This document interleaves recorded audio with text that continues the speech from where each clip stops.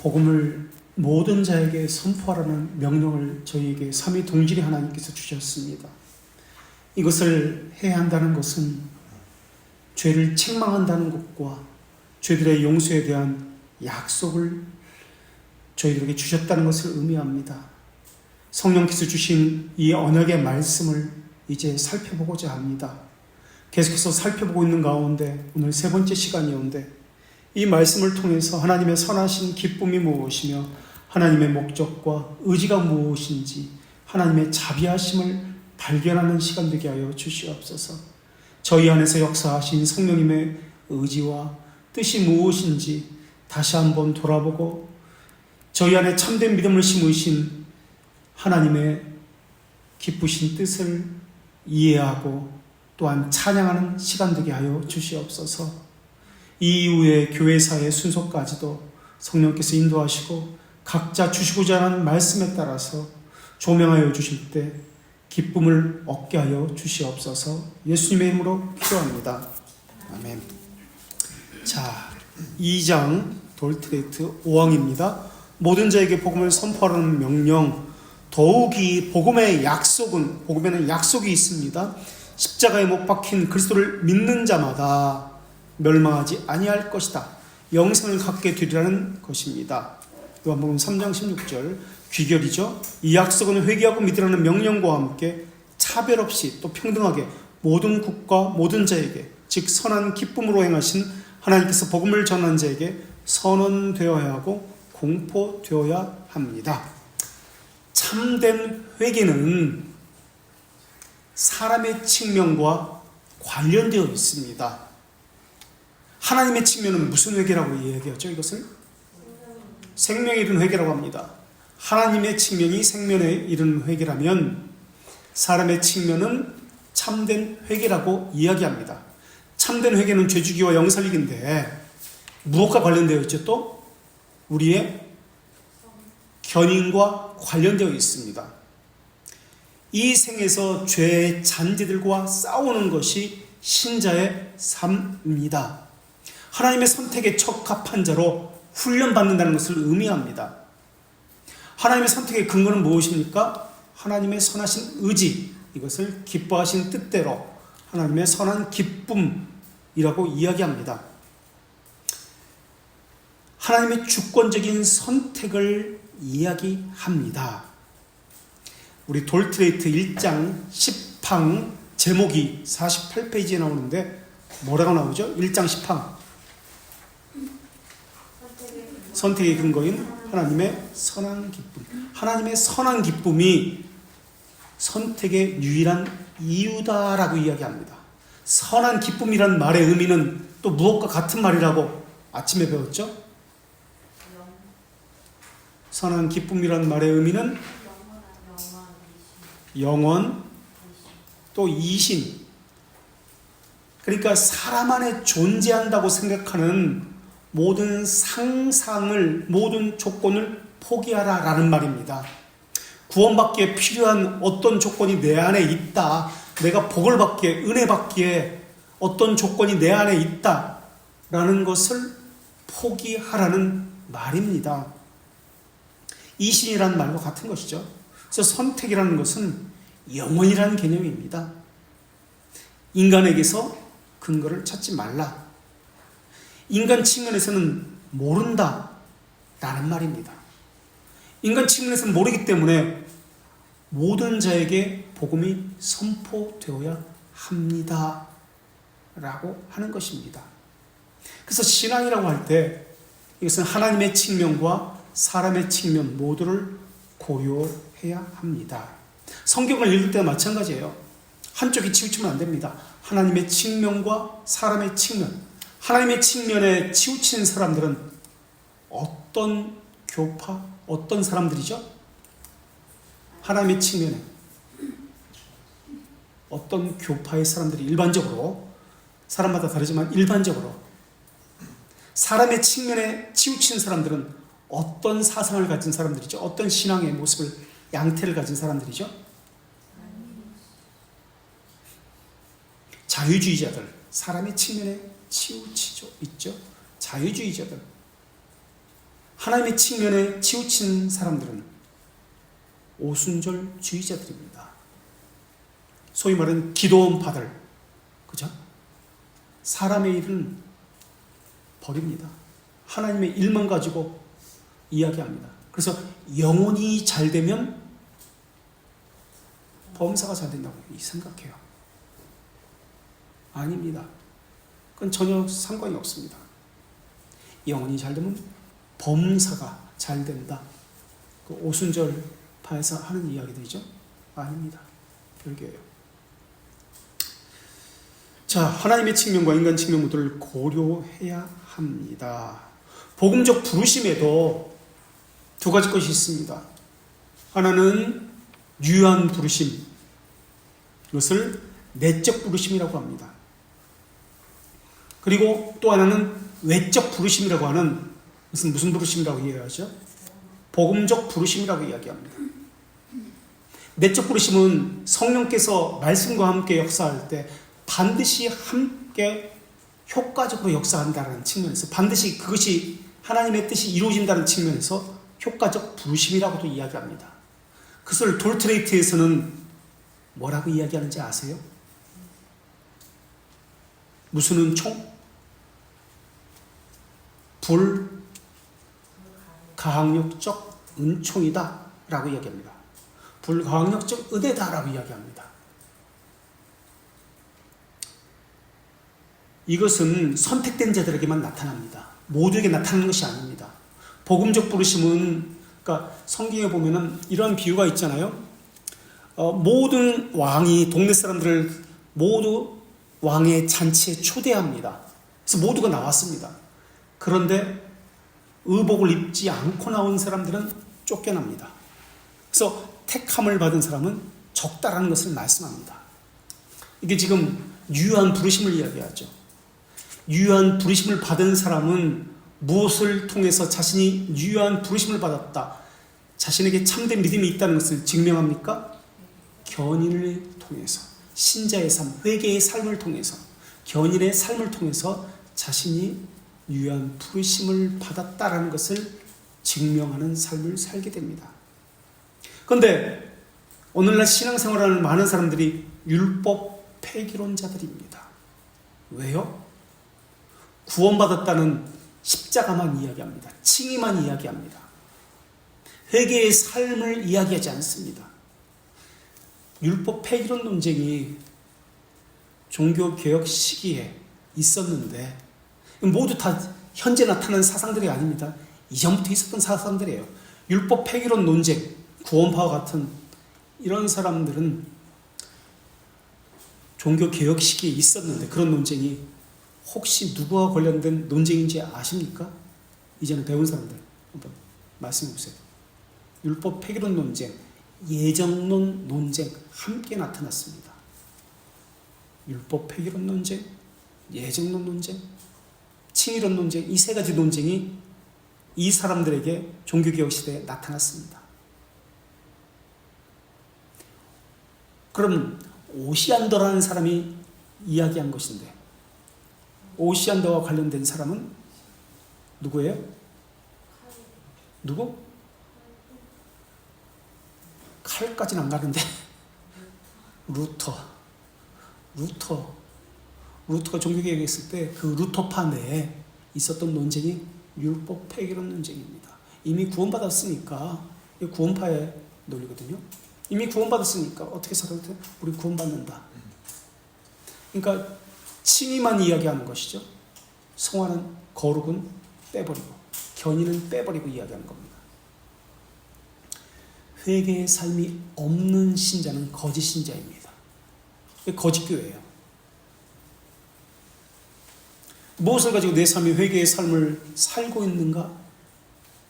묻는다면 무엇이라고 대답하시겠습니까? 나의 어떤 것이 회개의 삶입니까? 죄를 죽이는 그것을 지금 하고 있습니까? 아니요, 없어요. 그게 뭔지도 몰라요. 그냥 교회만 가면 돼. 예배 참석만 하면 돼.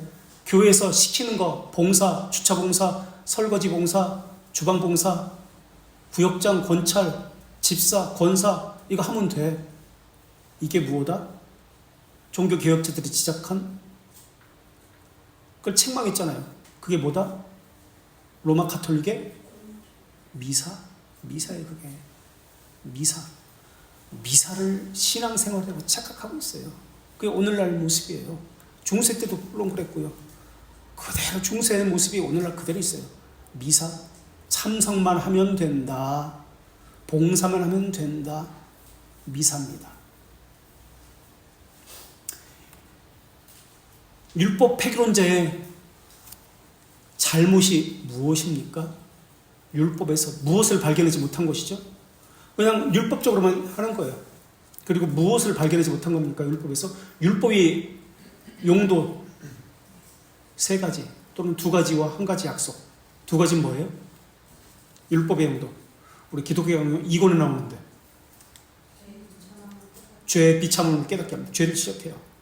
그리고요, 죄를 감시합니다. 제1의 용도, 제2의 용도. 비참함을 깨닫게 합니다. 죄를 책망하는 거예요, 율법은. 그리고 죄를 감시합니다. 그래서 그 율법의 용도는 이게 궁극적 목적인데 예수 그리스도께 인도합니다. 이게 언약입니다. 언약, 약속입니다. 그 다음 율법 폐기론자들이 발견하지 못한 것은 율법에서 약속을 발견하지 못한 거예요. 언약을 발견하지 못한 거예요. 율법의 첫 번째 기능은 거울과 같이 우리의 죄를 드러내는 기능을 합니다. 여기서 죄가 드러나니까 자신의 비참함을 느낍니다. 자신에 대해서 절망합니다. 자신을 의지하지 않게 됩니다. 죄를 책망하는 기능이에요. 우리 하이델베르크 산문 97페이지 한번 보시겠습니다. 교리문답서 97페이지 하이델베르크 교리문답서 카테키즘 산문 하이델베르크. 당신은 자신의 비참함을 어디서 압니까? 97페이지에 있습니다. 뭐라고 얘기하죠? 비참함 하나님의 율법에서 압니다라고 나옵니다. 하나님의 율법에서 자신의 비참함을 깨닫게 됩니다. 율법의 첫 번째 용도입니다.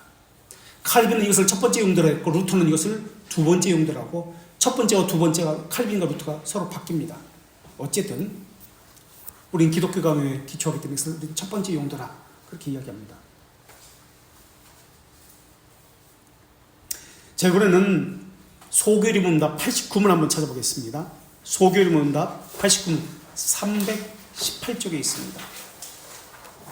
소교리문답 WSC 웨스트민스터 쇼트 카테키즘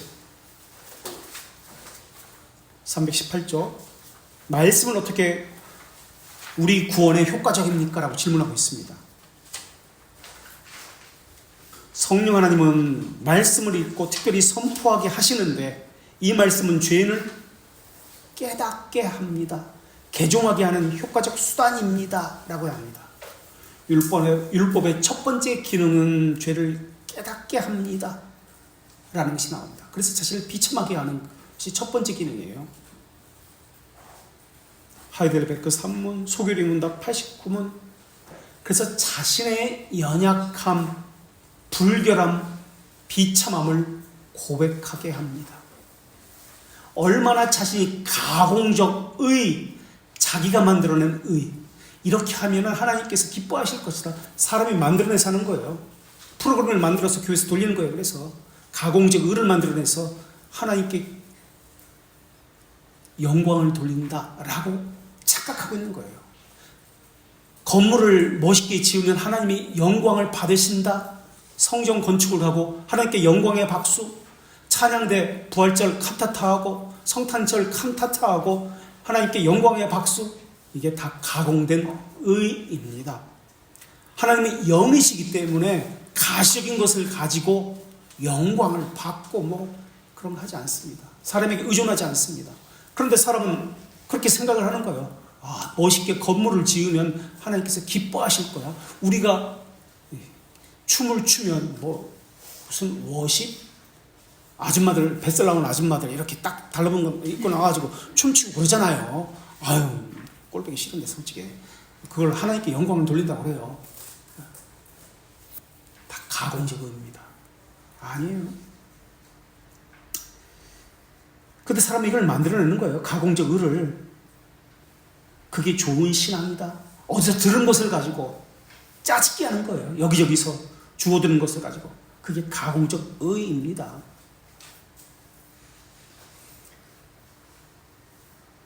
자기 비참함은 하나님 앞에 섰을 때, 하나님의 말씀 앞에 섰을 때 발견되는 겁니다. 율법 앞에 섰을 때 발견되는 거예요. 그래서 거기서 자기 비참함을 통해서 무엇을 기대하게 됩니까? 나는 죽을 수밖에 없는 존재입니다. 하나님의 자비하심을 바라게 되는 거예요. 이게 제1원인입니다. 하나님의 자비하심을 사모하게 합니다. 율법의 두 번째 기능, 우리를 감시하게 한다고 했잖아요. 감시. 하나님의 율법의 의를, 하나님의 빛의 의를 비추어서 죄를 알게 합니다. 그래서 죄를 억제하고 욕망을 억제하게 합니다. 이것을 범하면 너는 벌을 받는다. 처벌과 위협 속에서 두렵게 합니다. 그래서 죄가 억제되는 거예요. 올바른 것에 관심을 갖지 않으면 너는 죄의 처벌을 받게 된다 라는 것을 알리는 겁니다. 그래서 죄의 욕망에 재갈을 먹이는 기능이 두 번째 용도입니다. 그래서 율법은 육인 자에게 필요합니다. 그래서 이것을 정죄의 기능, 첫 번째 기능을 정죄의 기능이라고 이야기하고, 두 번째 책망의 기능이라고, 정죄의 기능과 책망의 기능은 같은 말이죠. 두 번째는 감시의 기능이라고 합니다. 첫 번째는 정죄의 기능, 책망의 기능, 두 번째는 감시의 기능이라고 합니다. 그래서 게으름은 다른 말로 무슨 말이죠? 게으름은 아무것도 안 한다는 뜻이 아닙니다. 게으름은 자기가 좋아하는 것은 열심을 냅니다. 게으름은 그런 뜻이 아니에요. 게으름은 다른 말로 자기 사랑, 극단적 이기심이라고 어거스틴은 이야기합니다. 자기 사랑입니다. 자기 사랑. 자기를 위해서 무엇이든 열심히 합니다. 불법을 저질러서도, 다른 사람을 짓밟고 올라가서라도 자기를 위해서라면 열심을 냅니다. 이게 게으름이라는 뜻입니다. 그러니까 원칙이 없는 거예요. 하나님 말씀에 어떤 정당한 기준을 가지고 있지 않습니다. 자기를 위한 것. 이게 게으름입니다. 게으름과 교만을 방지하기 위해서 주신 것이 바로 율법입니다. 이게 첫 번째 기능과 두 번째 기능이에요. 여기서 머물면 정죄의 기능만 있습니다. 파멸시킵니다. 늘 억압합니다. 늘 억누르기 때문에 숨을 못 쉬고 답답합니다. 그런데 율법에는 이 세 번째 기능 또는 약속이 있기 때문에 예수 그리스도께 인도합니다. 여기서 위로가 있습니다. 그래서 복음 선포는 율법의 기능과 비슷합니다. 복음은 죄들에 대한 책망, 첫 번째 기능이죠. 그리고 감시 기능, 두 번째 기능이 있습니다. 그리고 세 번째 기능인 이 약속, 예수 그리스도께 인도합니다. 그래서 주님의 뜻이 무엇인지 철저히 배우게 합니다. 그래서 경건한 자는 자기 의를 만족시키려고 하는 것이 아니라 하나님의 의를 만족시키려고 합니다. 그래서 자기 의를 내려놓습니다. 그러나 불경건한 자는 자기 의를 내려놓지 않습니다. 하나님의 의가 무엇인지 알아도 자기 의를 붙들고 자기를, 이름을 내세우려고 합니다. 알아주지 않으면 다른 사람이 서운해합니다. 내가 이렇게 열심히 했는데 왜 내 이름을 주보에서 빼지? 그래서 주보 만들면 찾아와서 그래도 되는 겁니까, 목사님? 막 따지는 거예요. 그래서 우리에게는 주보가 없어요. 그거 가지고 오탈자, 예배 시간 오탈자 이거 검색해가지고 11조 이번에 누가 냈지? 감사함 누가 냈지? 그거 맨날 이거 줄치고 형광펜 칠해가지고 그걸 가지고 판단하고 그럴까봐 없어요. 자, 세 번째 용도가 예수 그리스도께 인도하는 기능인데, 인도에서 무엇을 합니까? 그게 언약인데 예수 그리스도의 순종을 배우게 합니다. 왜? 예수 그리스도의 순종이 전가되었기 때문에. 그리스도에게 연합된 자는 순종의 전가를 받았기 때문에, 의의 전가는 다른 말로 순종의 전가입니다. 이게 칭의란 개념이에요. 칭의는 무엇과 무엇이죠? 두 가지로 구성되어 있는데, 의의 전가와 네? 뭐예요? 하나님의 만족을 통해서, 정의의 만족을 통해서 무엇과 무가 의가 전가되고 죄들의 용서가 이루어진 것이 칭의입니다. 우리 찾아봤는데 하이델베르크 이거. 그래서 세 가지로 이루어졌다. 그러면서 순종의 의의 전가는 순종의 전가다라고 했습니다. 그래서 자기 심정에 새긴 율법이 자기를 실행하게 만듭니다. 그래서 그리스도에게 순종하게 합니다. 그래서 율법의 대표적인 것이 무엇이에요? 율법의 요약, 핵심이 무엇이에요? 십계명이에요. 그래서 십계명을 배워야 됩니다.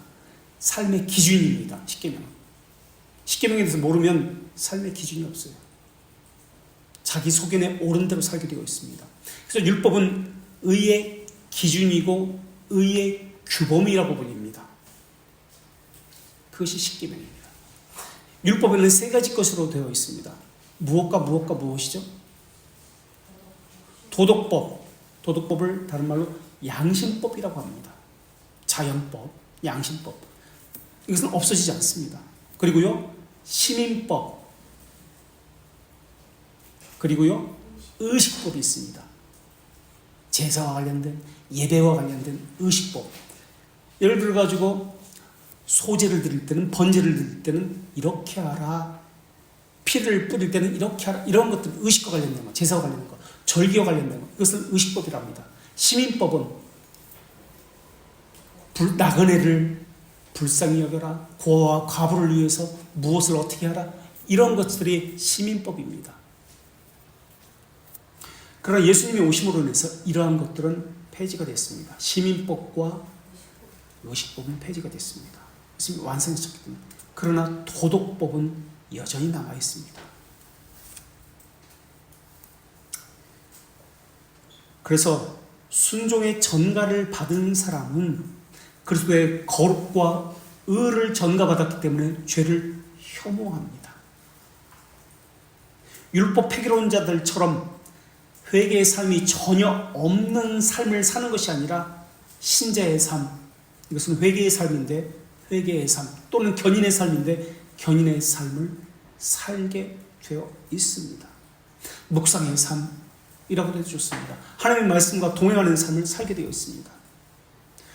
율법 폐기론자들은 이 세 번째 언약의 기능을 망각하는 자들입니다. 그래서 첫 번째 기능과 두 번째 기능만 있는 자들입니다.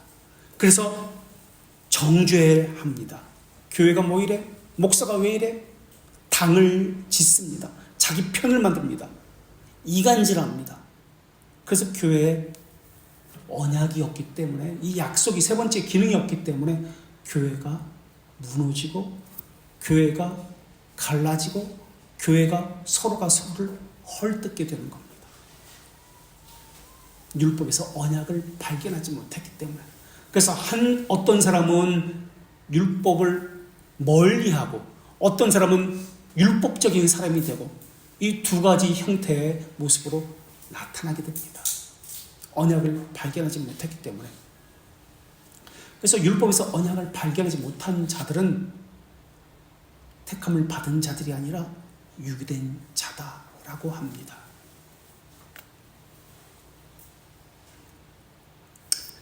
우리는 사실 제세례파, 오늘 우리가 교회에서 공부할 텐데요, 제세례파, 초대교회도 있었습니다. 우리는 저들과는 다릅니다. 우리는 청결합니다. 우리는 죄를 짓지 않았습니다라고 그들은 이야기하면서 그들은 따로 떨어져 나와서 교회를 만들었습니다.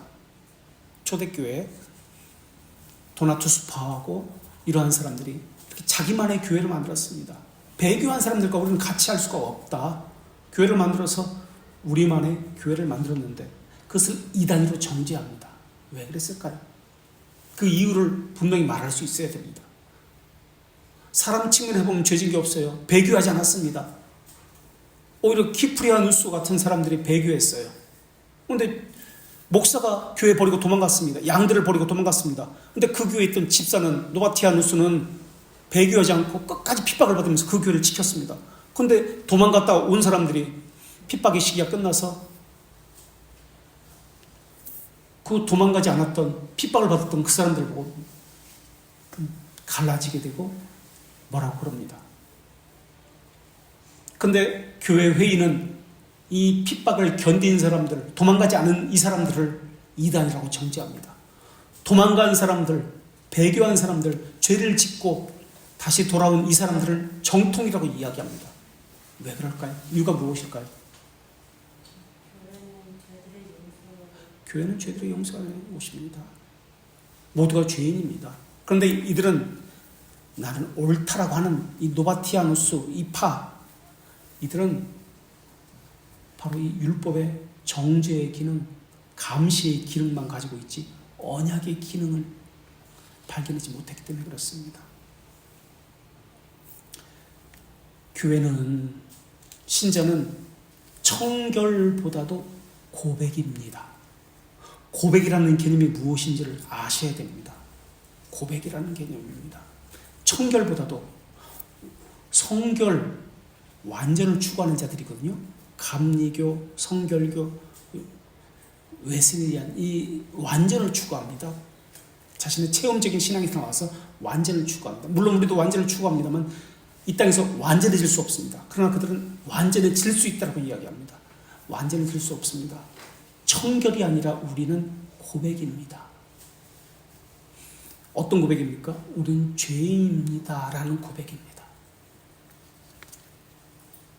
청결을 배제하는 것은 아닙니다. 칭의는 그래서 자연스럽게 성화 그리고 견인으로 이어집니다. 거룩한 삶, 오래 참는 삶, 기다리는 삶, 인내하는 삶으로 나타납니다. 이게 믿음입니다. 이게 구원받은 사람의 특징입니다.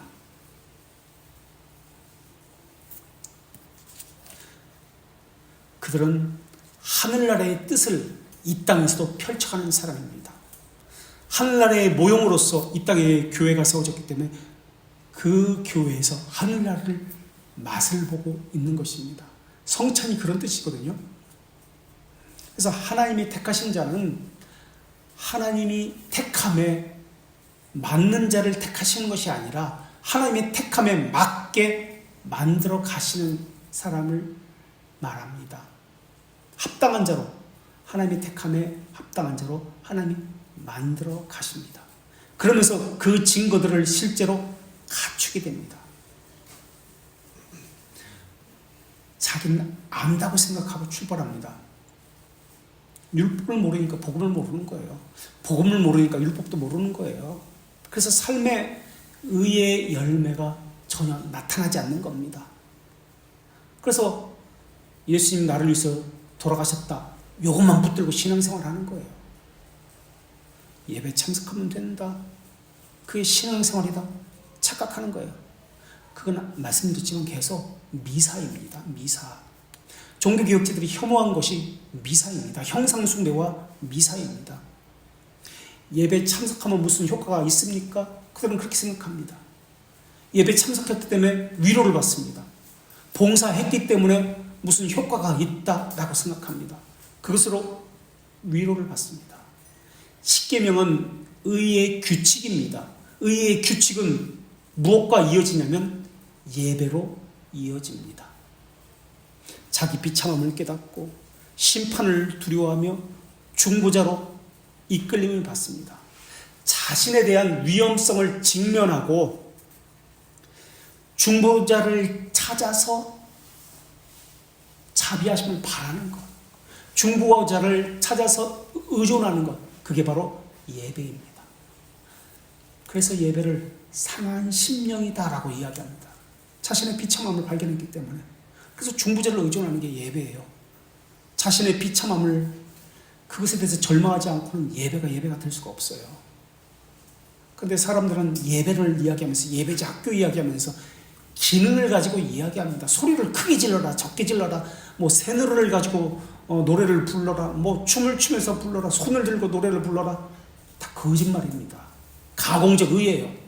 상한 심령이 되지 않고는, 율법 앞에서 자신이 무너지지 않고는 예배자가 될 수 없어요. 그래서 예배 참석으로 자기 할 일 다 했다라고 생각해서는 안 됩니다. 그것은 미사입니다. 가공적 의입니다. 참석했기 때문에 가공적 의가 나옵니다.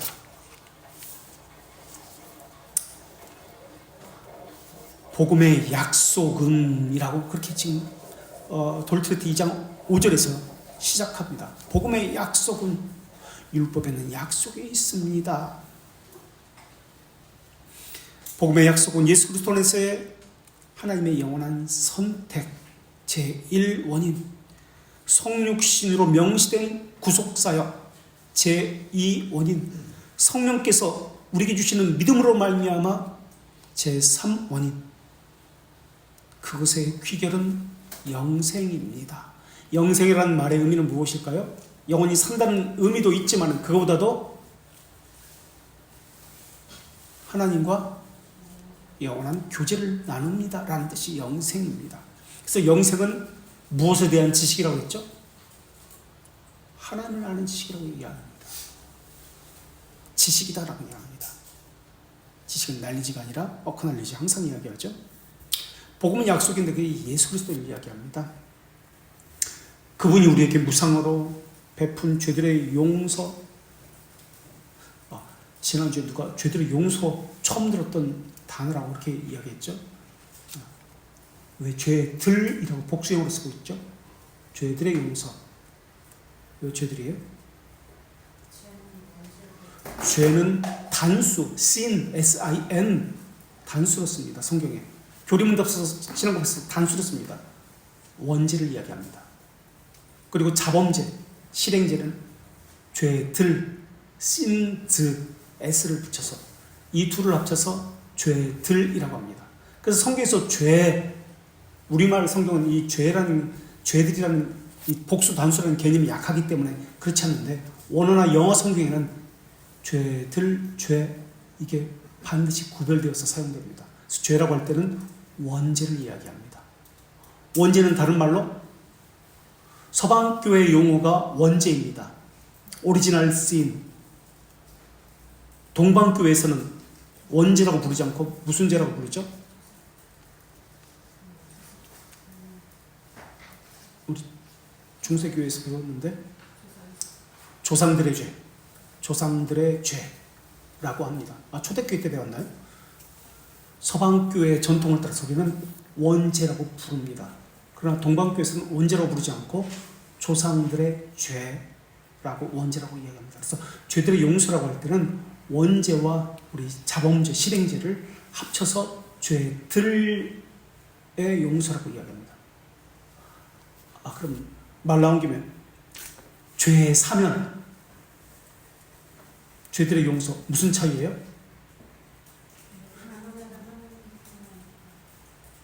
우리 오늘 니케아 콘스탄티플 신조에서도 죄를 사면하는 것과 이렇게 나옵니다. 죄를 사면하는 것. 그런데 우리는 죄들의 용서라고 지금 이야기하고 있습니다. 죄의 사면과 죄들의 용서는 무슨 차이죠? 죄의 사면은 하나님의 측면에서 우리의 죄를 사면하는, 용서하는 것을 이야기합니다. 우리 측면에서 볼 때 죄들을 용서하는 겁니다. 그래서 죄의 사면은 성경에서 하나님의 측면에서 말씀하는 거구나 라는 것을 파악하셔야 되고요. 죄들의 용서는 우리 측면에서 바라보는 것을 죄들의 용서라고 이야기합니다.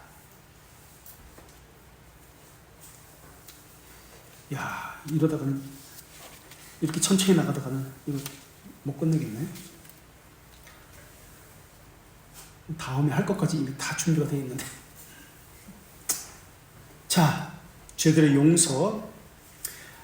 하나님의 선택에 적합한 자로 이 땅에서 만들어 가시는 것이 하나님이 하신 일인데, 그렇기 때문에 거룩하면서 자라가는 것이 있어야 합니다. 자, 그러면서 이 약속은 우리 돌트레이트 5장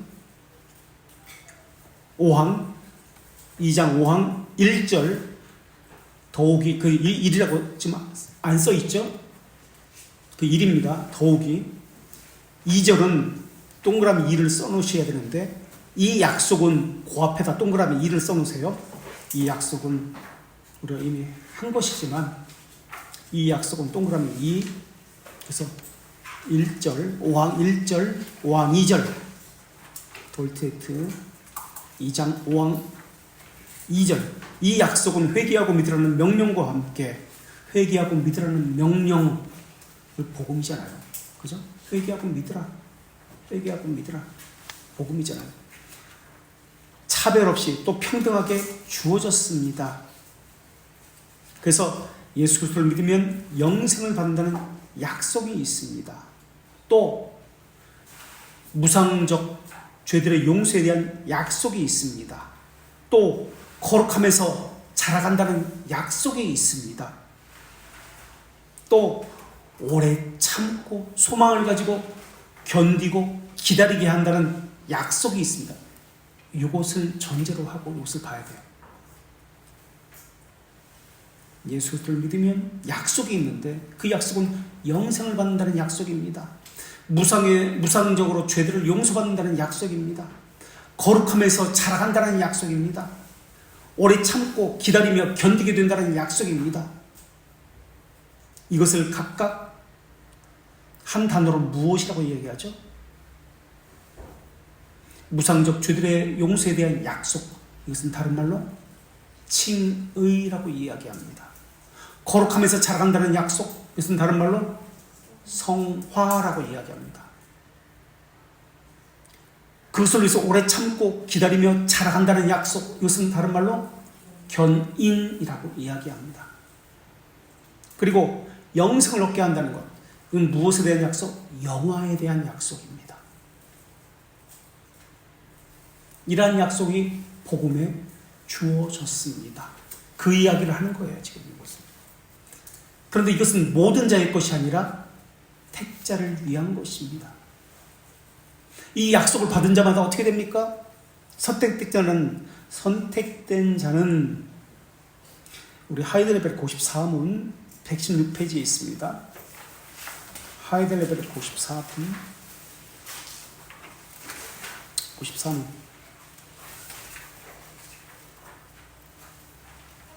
당신은 그리스도의 공회에 대해서, 무엇은 공회가 뭔지 알죠? 보편적인 교회, 보편교회. 무엇을 믿습니까? 믿는다는 뜻은 무슨 뜻일까요? 구별이라는 뜻입니다. 구별. 믿는다는 뜻은 구별입니다. 세상으로부터의 구별되어짐. 첫째, 1절, 태초부터 세상 끝날까지 성자 하나님께서 성령과 말씀으로 모든 인류에게서 참된 믿음에 동의하면서 영생으로 선택된 교회를 자신에게로 모으고 변호하고 보존한다는 것입니다. 여기에 참된 믿음으로, 제3의 원인이 나오죠. 믿음으로. 그리고 영생으로라는 귀결이 나옵니다. 영생으로 선택된이라는 뜻은 세상 끝까지 성자 하나님께서 성령과 말씀으로 모든 인류에게 참된 믿음에 동의해서 영생으로 선택된 교회를, 이것은 제1 원인이라는 뜻입니다. 영생으로 선택된, 영원이라는 개념이죠. 제1 원인입니다. 그들을 교회로 모아서 변호하고 보존하십니다. 이게 성령께서 하시는 겁니다. 교회로 모아서 변호하고 보존하십니다. 견인하십니다. 그리고 2절에 내가 영원토록 그 교회에 살아있는 일원으로 남을 것이다 라는 것입니다. 살아있는 일원입니다. 수동적인 게 아니라 살아서 움직이는 것, 능동적인 것입니다.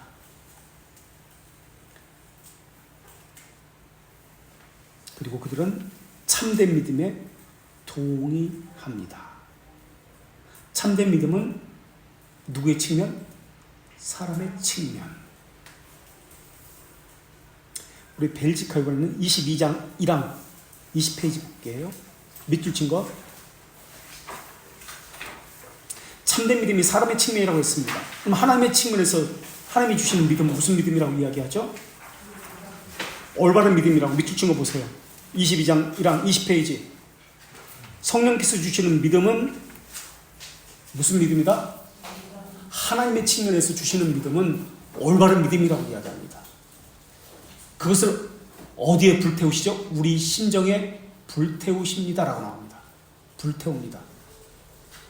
그게 킨들, 영어로 킨들이라고 합니다. 크리스마스 촛불 불 켜는 거. 심정에 불태우십니다. 이것을 하이델베르크 65문에서는 일으킨다라고 썼습니다. 일으킨다. 같은 말이에요. 심정에 불태우신다. 우리 심정을 일으키신다. 하나님이 주시는 것은 올바른 믿음입니다. 이것이 어디에 부어집니까? 심정. 심정은 영어로 보세요. 마인드가 아니라, 영혼의 기능은 크게 두 가지로 있습니다. 마인드와 하트가 있습니다. 지성, 이성, 오성, 판단, 이것이 마인드입니다. 하트는 의지와 행동입니다. 올바른 믿음은 어디에 부어집니까? 심정, 즉 영어로 하트에 지금 부어집니다. 의지에 부어집니다. 지금 그렇게 쓰여 있잖아요. 보세요. 영어로 심정에 부어진다라고 썼는데, 우리 성경에는 다 마음이라고 번역됐는데 아니에요. 원어에는. 그래서 의지에 부어주니까 자발적으로 움직입니다. 행동하게 됩니다. 그렇게 나오는 거예요. 그게 하나님이 부어주신 올바른 믿음입니다. 그럼 사람의 측면에서 바라볼 때 이 믿음은 무슨 믿음이라고 이야기하냐면, 다시 벨지카 24장 1항 보세요. 22페이지 밑줄 거. 밑줄 보면 24장 1절. 지금 고마워하셔야 됩니다. 이렇게 천천히 한 거, 이거 우리가 이미 다 배웠던 건데, 이제 새로 오신 분들을 위해서 천천히 또 반복적으로 하고 있습니다. 우리가 이미 다 알고 있고 한 건데, 그래서 고마워하셔야 돼요. 사람의 측면에서 밑줄 친 거, 무슨 믿음? 하나님이 주시는 것은 올바른 믿음이고, 올바른 믿음을 받은 사람은 참된 믿음을 가졌다라고 이야기합니다. 그래서 참된 믿음을 이야기하면, 아, 사람의 측면에서 이야기하구나, 이것은 견인과 관련되고 회개의 삶과 관련되구나, 이렇게 이해하셔야 됩니다. 그리고 하나님께서 주시는 측면, 올바른 믿음을 이야기할 때는, 아, 생명에 이르는 믿음, 비밀적이다, 신비적이다, 사람은 알 수 없다, 중생과 같은 이런 비밀적인 것이다, 이렇게 이해하셔야 됩니다. 교리문답사 신앙국에서는 다 그렇습니다. 그래서 참된 믿음 또는 올바른 믿음, 이 구별을 할 수 있어야 돼요. 자, 사람의 측면에서 보는 것이 참된 믿음인데, 참된 믿음은 어떻게 하는가? 그 사람을 중생시켜서 새 사람이 되게 하십니다. 그 계속해서 24장 벨지카 밑줄 친 거, 그 다음 구절 계속 보세요. 그 사람을 중생시켜서 새 사람이 되게 합니다. 밑줄 친 거 그 다음에 그렇게 나오죠. 그리고 참된 믿음을 가진 사람은 괄호 2 1절에 22페이지 뭐라고 나오죠? 그러므로 1절에 의롭게 하는 믿음이 인간을 경건하고 거룩한 삶에 부주의하게 한다는 것은 거짓된 것입니다. 의롭게 하는 믿음, 참된 믿음 같은 겁니다. 같은 말이에요. 그래서 참된 믿음이 부어졌다면, 갖게 됐다면 거룩한 삶에 부주의한다, 거짓된 믿음을 가졌기 때문에 그렇습니다. 그렇게 나오고 있습니다. 그리고 괄호 3, 그러므로 1절에서는 이러한 거룩한 믿음이 여기선 거룩한 믿음이라고 나옵니다. 참된 믿음, 의롭다라는 믿음, 거룩한 믿음, 다 같은 말입니다.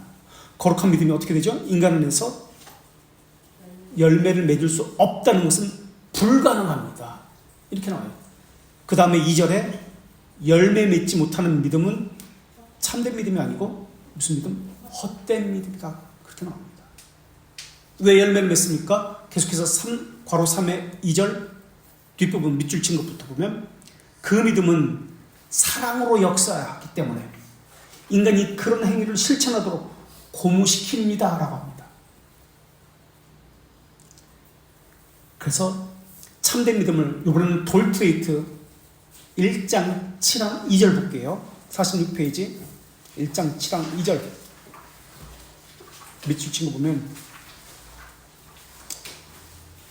1장 7항 2절 46페이지 밑줄 친 것.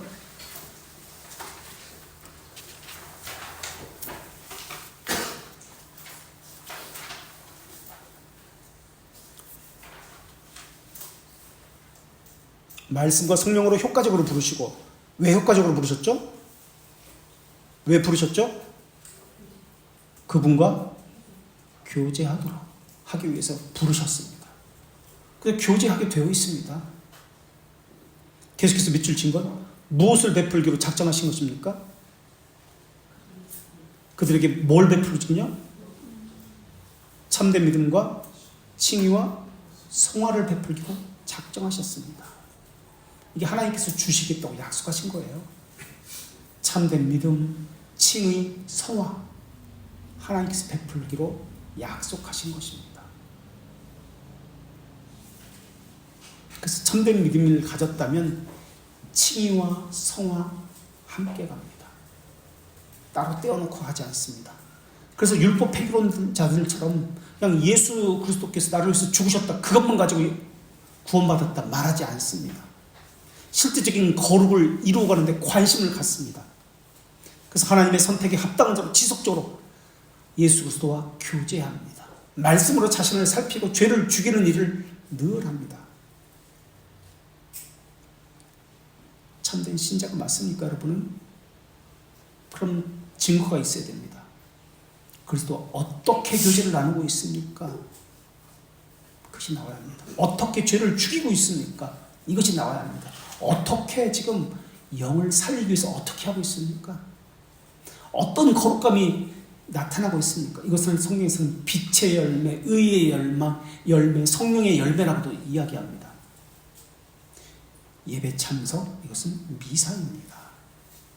그것을 가지고 효력이 나타나는 거 아닙니다. 가공된 의입니다. 훌륭한 목사님에게 주례받았어. 목사님 자랑하죠. 나는 어느 교회에서 세례받았어. 목사님 자랑하고 교회 자랑하죠. 가공된 의, 이것을 미사라고 이야기합니다. 어떤 목사님에게 세례받았더니 효과가 있더라. 어떤 교회를 다니니까, 어떤 목사님의 설교를 들으니까 효과가 있더라. 미사입니다. 가공된 의입니다. 거짓입니다. 거짓신앙입니다. 삶이 없는 건 기독교인이 아닙니다. 회개의 삶, 죄주기의 삶을 나타납니다. 먹든지 마시든지 무엇을 위하든지 하나님의 영광을 위해 하라라는 말의 의미는 무엇일까요? 먹든지 마시든지 주의 영광을 위해서 하라. 먹든지 마시든지 잠을 자든지 이건 무의식적으로 하는 것들입니다. 이 말의 의미는 무의식적으로 행하는 것도, 당연히 행하는 것도 모두 하나님을 인지하고 행하라는 의미입니다. 일생의 모든 것을 하나님의 영광을 위해서 살라, 의식하며 살라라는 의미입니다.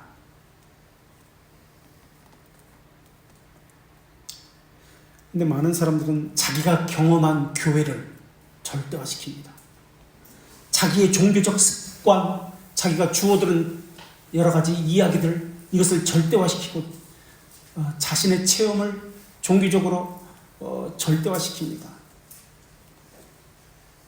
그 기준에 맞으면, 자기가 체험한 거, 자기가 알고 있는 지식에 맞으면, 부합하면 참된 교회고 참된 목사고 좋은 신앙이다 라고 합니다. 자기가 기준이 아닙니다. 그건 잘못된 신앙입니다. 계시 의존적 신앙이어야 합니다. 신념을 신앙이라고 착각해서는 안 됩니다. 그런데 사람들은 신념을 철학에서 나온 것이거든요. 신념은 자신의 경험, 사람들의 관습, 이러한 자기 생각을 절대화시키는 것에 나온 것이 신념입니다. 이것을 붙들고 신앙생활합니다. 잘못된 신앙생활입니다. 신앙 아닙니다. 믿음 아닙니다. 하나님이 주신 올바른 믿음에는 믿음의 혜택이 나옵니다. 믿음의 혜택이 무엇이죠? 기독교 강요에서 우리 3권 시작하면서 이것을 믿음의 혜택, 전체적인 맥을 잡으면서 이야기했는데, 믿음의 결과는 무엇이죠?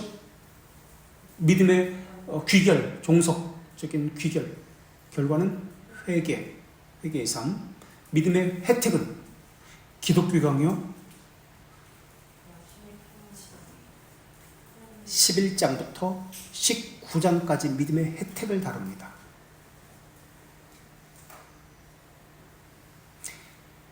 그것이 무엇이죠?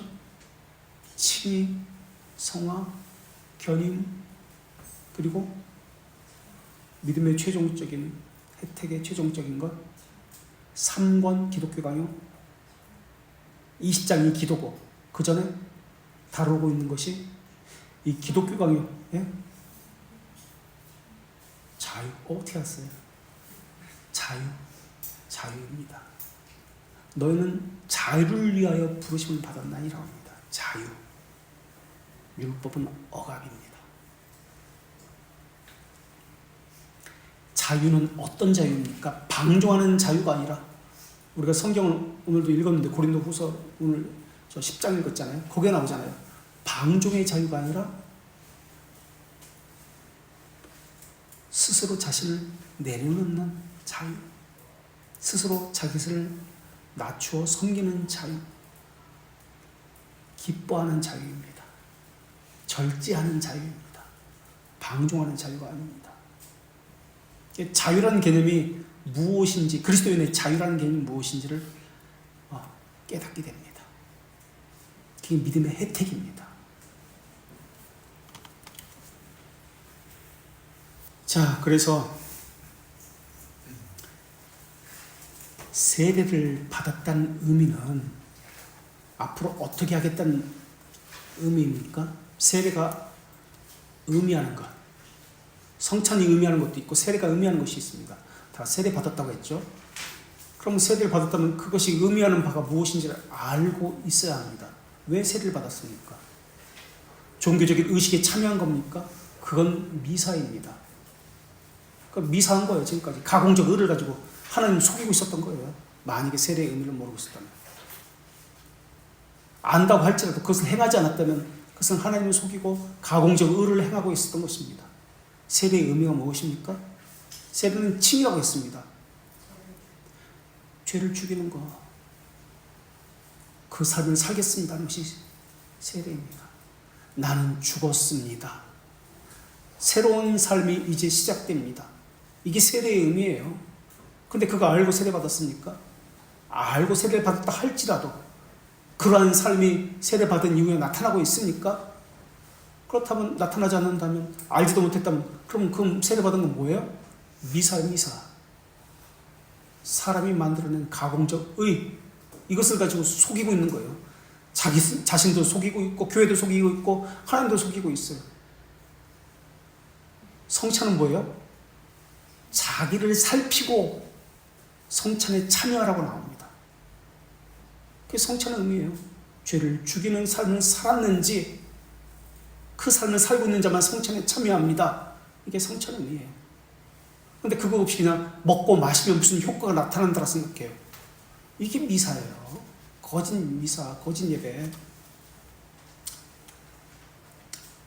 세례와 성찬을 통해서 어떤 삶을 살았는지 자신을 돌아보는 거예요. 그래서 영생은 10분만 더 합시다. 10분. 오늘 이거 끝내야 돼. 그래서 너무 자세히 설명했어.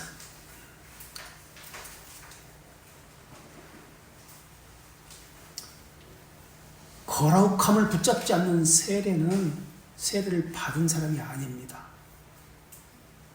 성찬은 어떤 삶을 살고 있는지 자신을 살피는 것이 성찬입니다. 하나님의 어떠하심이 우리에게 명시됐는데 그것을 붙드는 거예요. 그것을 아는 것, 영생은 아는 것입니다. 아는 것이기에 우리는 배우는 것에 힘써야 됩니다. 배우지 않는 자는 신자로서 잘못된 신앙을 가지고 있는 겁니다. 신자의 특징은 계속 배우는 자입니다. 하나님이 영원이기 때문에 단번에 이루셨습니다. 그러나 우리는 단번에 단회적인 것이 아닙니다. 반복적입니다. 계속해서 배워야 돼요. 계속 훈련받아야 돼요. 점진적입니다. 반복적입니다. 이게 성화입니다. 우리 측면이에요.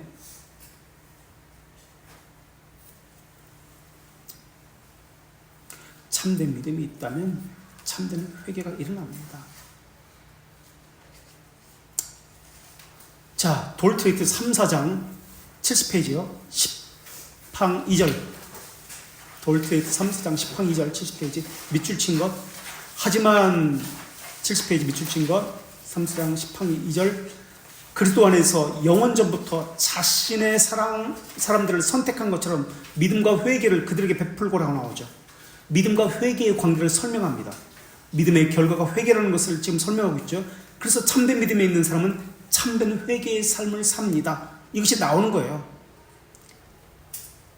옛사람은 극단적으로 자기를 중심으로 삶을 삽니다. 그러나 새 사람은 하나님 중심적인 삶을 삽니다. 자기를 부인하는 삶을 삽니다.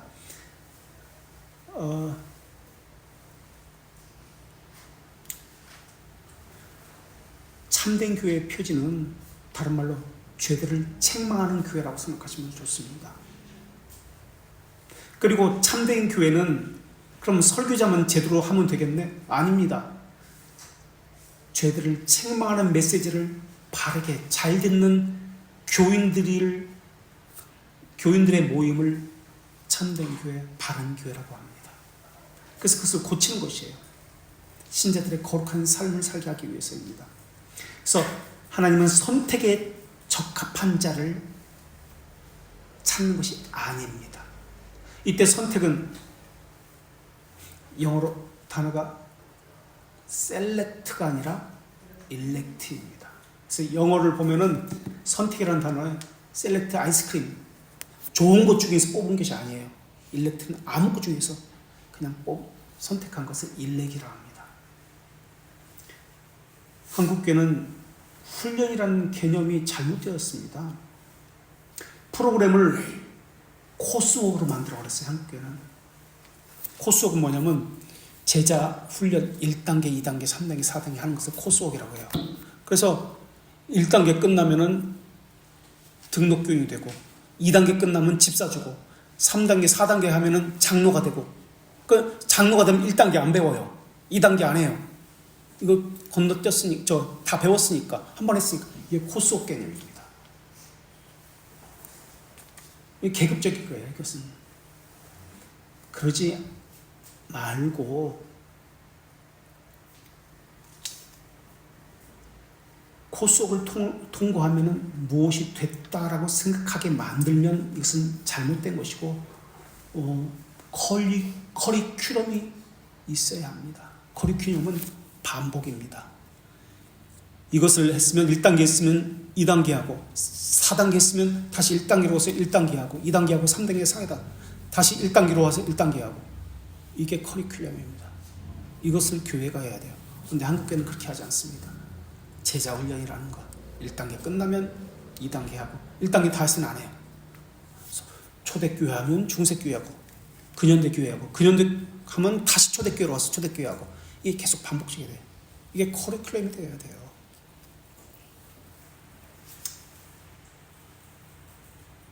커리큘럼은 지속적으로 반복적으로 공부하는 것입니다. 이것이 교회 프로그램이 되어야 해요. 본인이 무엇을 배우는지 고민하고 의문을 품고 연구하고 본인이 또한 풀어가야 합니다. 그런데 그렇지 않고 일정 기간 참석하면 그 프로그램에 이수하면 자격증을 줍니다. 이게 코스웍이에요. 그래서는 안 돼요. 웨스트민스터 신앙고백서 소교리 문답 한번 뗐으니까 이제 대교리 문답 해야지 다 배웠다고 생각하는 거야. 그러면 안 돼요. 계속 반복적으로 배우면 배울수록 더 모르는 것이 많아지거든요. 근데 어떻게 배웠다고 말할 수 있습니까? 더 모르는 것이 많아지는데. 배운 것이 아니죠. 이제 공부가 시작된 것이죠. 거기서 그치는 것이 아닙니다. 내가 계속 의문을 찾아서 묻고 찾아가는 겁니다. 이제서 시작하는 거예요. 의문을 찾아서 그 길을 따라서 하나님께서 하나님을 향해 찾아오게 만드십니다. 그런데 우리나라는 대학원 코스웍처럼 자격증을 따게 만듭니다. 그 단계에 올라갔으면 정말 그 단계에 올라갔다고 착각해요. 그럼 목사직을 땄으면, 장로직을 땄으면 사회에서도 목사라고 장로라고 생각해요. 모든 게 끝났다고 생각합니다. 그게 제자 훈련이라는 개념이에요. 코스웍만 통과하면 무엇이 되었다. 중생의 목적은 하나님의 형상의 회복입니다. 우리 여기서는 차별 없이 또 평등하게라고 그렇게 얘기했는데 이것은 외적 부르심을 이야기합니다. 모든 자에게 복음이 선포되거나 성령의 유효한 부르심을 받은 것은 아닙니다.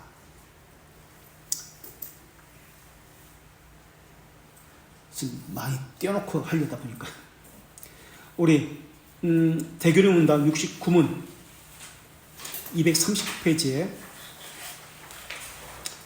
소기리 문답 32문에서는 이렇게 이야기합니다. 효과적 부르심을 받은 자는 이 생에 무슨 혜택에 참여합니까? 효과적 부르심을 받은 자는 이 생에서 칭이 양자된 성화에 참여합니다. 대교령 문답 69문 239에서는 이것을 뭐라고 이야기하냐면 칭이 양자된 성화에 참여하는 것, 이것을 은혜의 교제라고 이야기합니다. 돌트레트 2장 5절로 와서 지금 차별 없이 또 평등하게, 이것은 외적 부르심을 이야기합니다. 모든 국가와 모든 자에게, 즉 선한 기쁨으로. 선한 기쁨이라는 것은 하나님의 주권을 이야기하는데요. 돌트레트 1장 10항으로 가보겠습니다. 48페이지 1장 10항.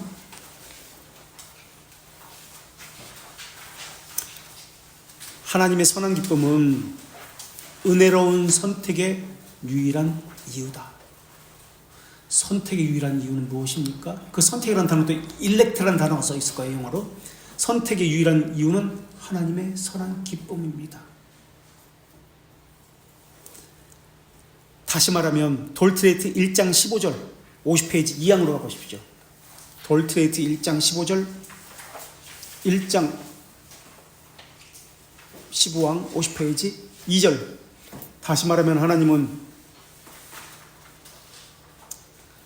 자신의 주권과 가장 정의롭고 불가해적이고 변하지 않는 선한 기쁨으로 일반적 불행에 이르도록 그들을 내버려 두기로 작정하셨다는 것이고 그들을 자발적으로 불행에 뛰어든다는 것이다. 선한 기쁨은 행위를 배제한다는 뜻과 같은 의미로 영원이라는 개념으로 설명하고 있습니다. 그래서 선한 기쁨으로 행하신 하나님께서 영원에서 우리의 행위를 배제하고 행하신 하나님께서 복음을 전하는 자에게 선언되어야 되고 공포되어야 합니다. 복음은 죄들의 용서에 대한 약속과 회개 촉구입니다.